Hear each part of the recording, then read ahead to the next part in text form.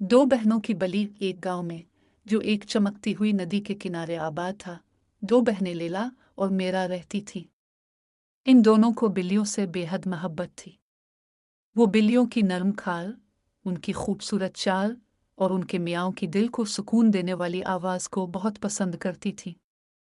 लेकिन इनके वालिदैन, मिस्टर और मिसेस हार्पर, का एक सख्त उसूल था, घर में बिल्लियाँ नहीं, हमारे पास इतनी जगह नहीं है। इनके वालिद हमेशा कहते, और मुझे खाल से एलर्जी है, इनकी वालिदा वजाहत करती। लेकिन बहनों की बिल्लियों से मोहब्बत कभी कम नहीं हुई।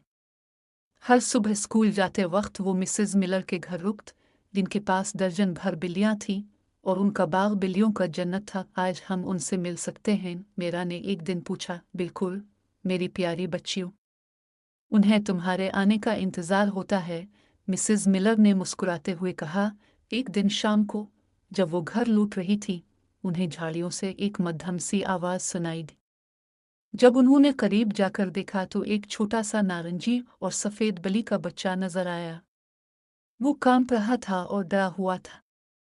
हम उसे यहाँ नहीं छोड़ सकते, लैला ने आहिस्ता से कहा। लेकिन उम्मी और अबू क्या कहेंगे? मेरा ने घबरा कर पूछा। लैला ने सोचकर जवाब दिया, हम कोई रास्ता निकाल लेंगे। सिर्फ आज रात के लिए उसे शेड में रख लेते हैं। उन्होंने उसे एक पुराने कंबल में लपेटकर अपने बाग के शेड में ले गए। कई दिनों तक वो बारी बारी शेड में जाकर उसका ख्याल रखती रही। बली का बच्चा, जिसे उन्होंने जिंजर का नाम दिया, जल्द ही उनकी जिंदगी का हिस्सा बन गया। लेकिन उनका राज ज्यादा दिन छप ना सका।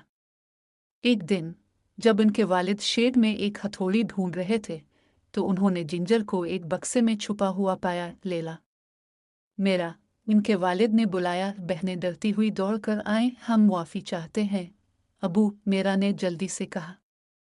हम उसे अकेला नहीं छोड़ सकते थे, लैला ने कहा। हम उसका ख्याल रख रहे हैं। ये साफ और पुरसुकून है और ये हमें बहुत खुश करता है। मिस्टर हार्पर ने उनकी मोहब्बत देखी और सोच में पड़ गए। फिर उन्होंने कहा, हम जिंजर को घर में तो नहीं रख सकते, लेकिन अगर हम बाग में एक छोटा सा बिल्लियों का घर बनाएं तो कैसा रहेगा? बहनों ने खुशी से उछल कर कहा, शुक्रिया अबू, शुक्रिया उम्मी।